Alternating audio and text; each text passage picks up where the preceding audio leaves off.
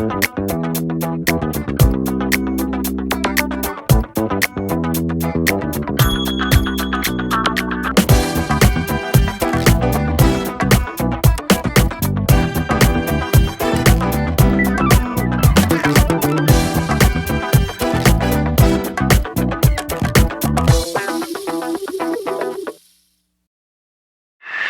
I'm Danielle, and if you saw my last video, I was talking about what it's like having 5 jobs. Well, I still have 5 jobs, but spoiler alert, I don't want to have 5 jobs forever. And there's actually a lot of change going on in each of the gigs that I'm working on. So I've had to make some decisions, and there's a lot of change going on. So I'll loop you in on what's happening. I also moved, so that's another change. But as I'm making decisions and making transitions and trying to prioritize amongst the craziness, I wanted to share some tips on how to kind of navigate career change and what that really looks like.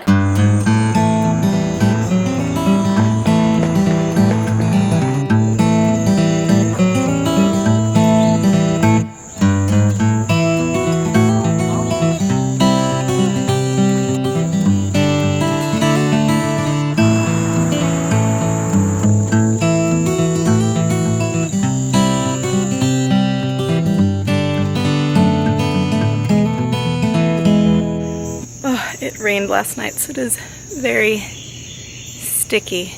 There are a couple of really important things that I've realized from all the changes that have been happening in my career recently, and that is that there are always going to be things that are outside of your control. So if a company is shutting down or even just laying people off or roles are changing around, that's not something that we can control, and a lot of the changes that happened for me personally have been due to things like that, both positive and negative. Another thing I've realized is there's also being proactive. So beyond those things that just happen the way that they do, we also have things that we can do about it, ways that we can take action that are going to help us to progress. So I've experienced both of that, and I'll share a little bit about what that meant for me. So as a reminder, the 5 different jobs that I've had, which I've been doing 5 jobs for the last 4 months, and then I started about 7 or 8 months ago taking on more than one role. It started with mentoring high school students, helping them get into college, and then I got my yoga teacher certification and started teaching immediately. And then what was next? I think that was when I took on the job at the restaurant, and then an apprenticeship getting trained in administering strengths assessments, and then PR work for an Australian entrepreneur. So it's been a lot. I've been busy, like uncomfortably busy, at least since April, and it's August now. I have to make some decisions, and I've already made some important decisions about what it's gonna look like going forward.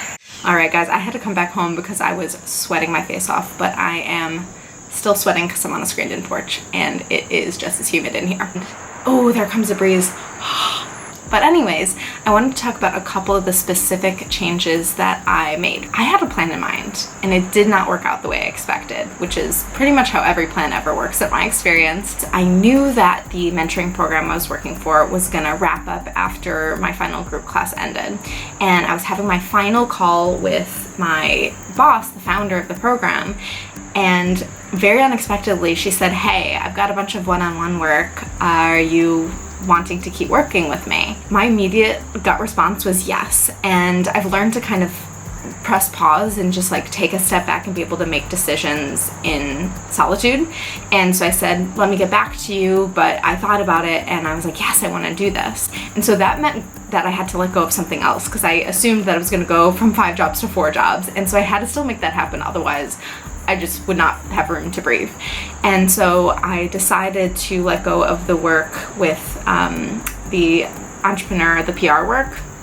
And that was a tough decision. I went back and forth on it a lot, but I was just not giving it the time and energy that I wanted to. And like the part of me inside that wanted it to be successful and wanted to keep going until I broke through, I just couldn't stick with it. I just knew that I didn't have the time to devote to it. So I pulled together everything that I've learned so far about going through the process, created some documents for her and then passed them along and said we're wrapping up together, and she had such a beautiful response, and we may, you know, work together in the future, but it just worked out better than I could have expected. Alright, I really need to go wash my face and get ready to head to the restaurant, but I'll be back with you in a sec. Oh my god, I need to go. I'm literally carrying 3 bags right now. I don't know if you can see this. As I drive to the restaurant, I figured I'd talk for a moment about what I'm doing with that opportunity. It's been amazing over the last 7 months to work in such a beautiful community. It's one of the best restaurants in Raleigh, and it's just such a fun time. The guests are amazing, the team is amazing. That being said, with some of the flexibility that I'm gonna need with calls with students, calls for the strengths assessment stuff, as well as teaching yoga classes, I realized that in the way that the schedule works for just working at a restaurant, I'm gonna need a little bit more flexibility. So I picked out a date in the future when I'm gonna put in my 2 weeks, and it's gonna be sad, but it's necessary to pursue the things that I'm really passionate about, and I don't see my future in restaurants. It's just been a really great way to create consistency and get like regular hours when some of the other things that I'm working on are a little bit riskier.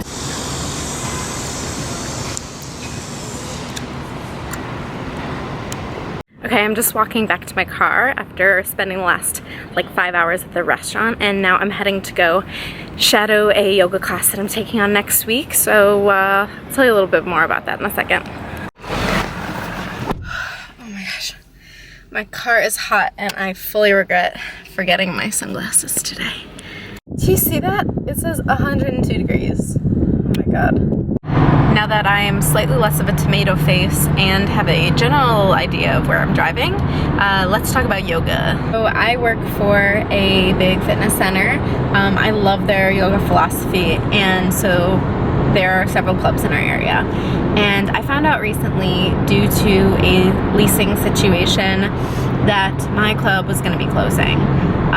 They're doing well, but it's just the lease. And again, this is one of those things that you just can't anticipate. So I was really sad to find that out, because I've been teaching at this club since I finished my yoga teacher training.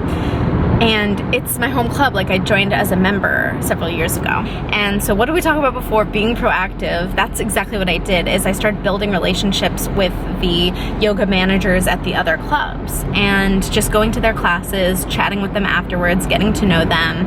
And it's been working. There's 2 big clubs that I'm really wanting to get connected with.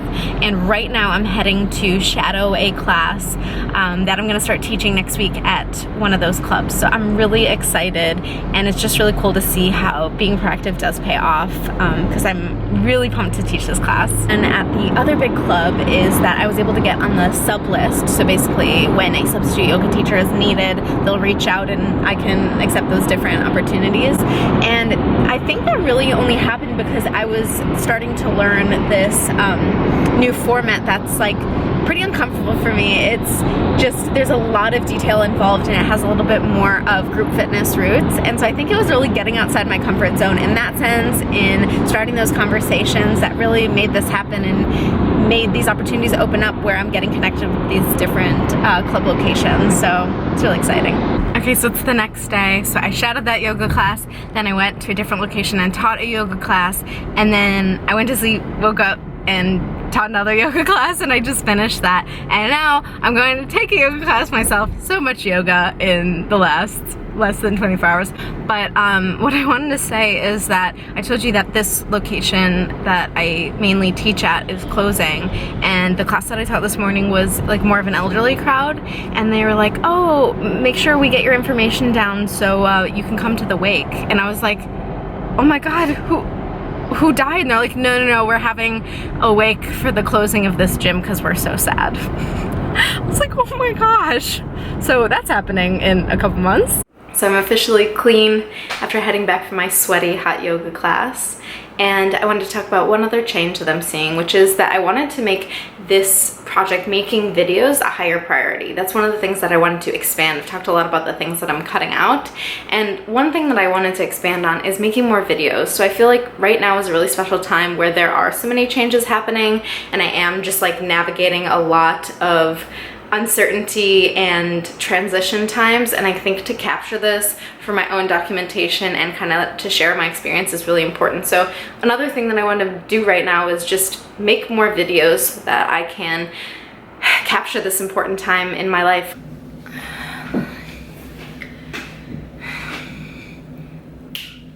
All right, that was fun. Anyways, let's talk about the apprenticeship.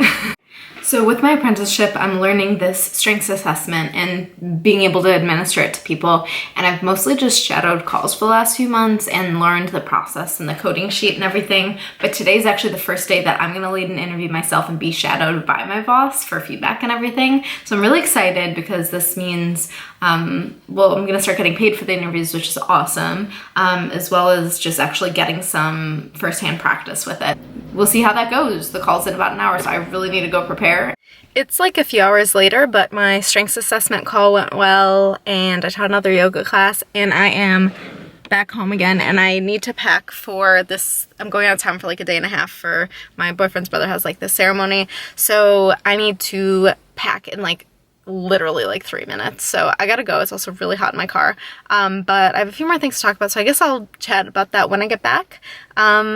But yeah, lots changed, lots of stuff going on. I'm really tired and need a nap, but talk to you soon. Hello, so it is now the following week, and I am taking these last couple days to clean out my old apartment, so yet another change moving, but I'm gonna go ahead and drive there. I feel like this entire video is like me driving, but that's just a part of hopping around from one place to another. Let's get going. The sad thing is that this looks a lot better than it did yesterday. But yeah, I have like no more room in my new apartment, and somehow I need to figure out this stuff. I'm gonna spend a couple hours this morning, well, I really have like an hour before work at the restaurant to sort through some of this stuff. And yeah, so part of the changes are really getting settled into my new apartment as well. I am back at my old apartment. Since last time you saw me, I went to go work at the restaurant, and I'm back here just grabbing a couple more things, and then I'll be back again tonight after I finish teaching some yoga classes. I'm just feeling sweaty and burnt out right now. Dealing with change takes a lot of energy, especially something like moving, and if you're someone like me who's saved everything they've ever had. And I feel like that represents a lot of other things, like even career changes, where it takes some time to make that transition. That's what I'm feeling right now, and it's honestly really tiring, and I'm just trying to remember at this point that I just have to stick with it, because I will make it through in a couple weeks. I think it'll feel a little bit better. I may still be busy, but I think just like working through some of the transitions, especially just getting settled in my new place, that'll feel really helpful with some of the other changes and kind of trying to navigate those.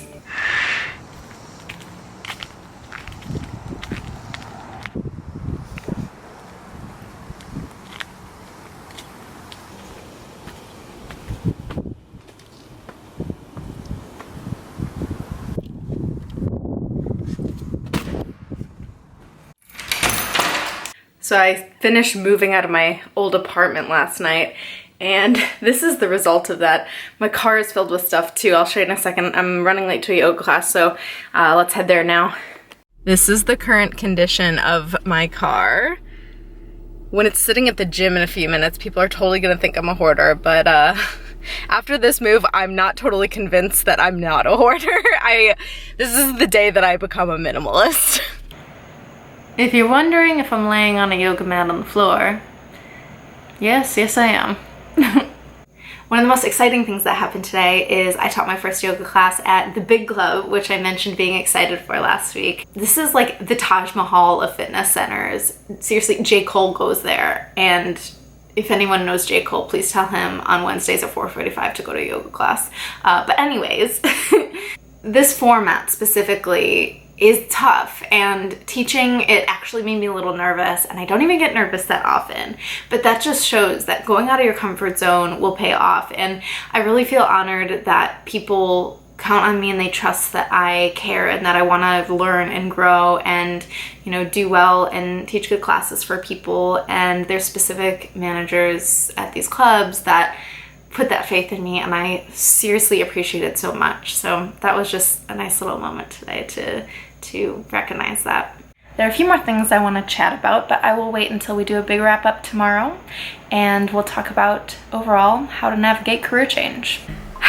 All right, so now that you've seen a little bit into my life and all that's going on right now, let's talk about some tips for how to deal with change and particularly how to transition in your career.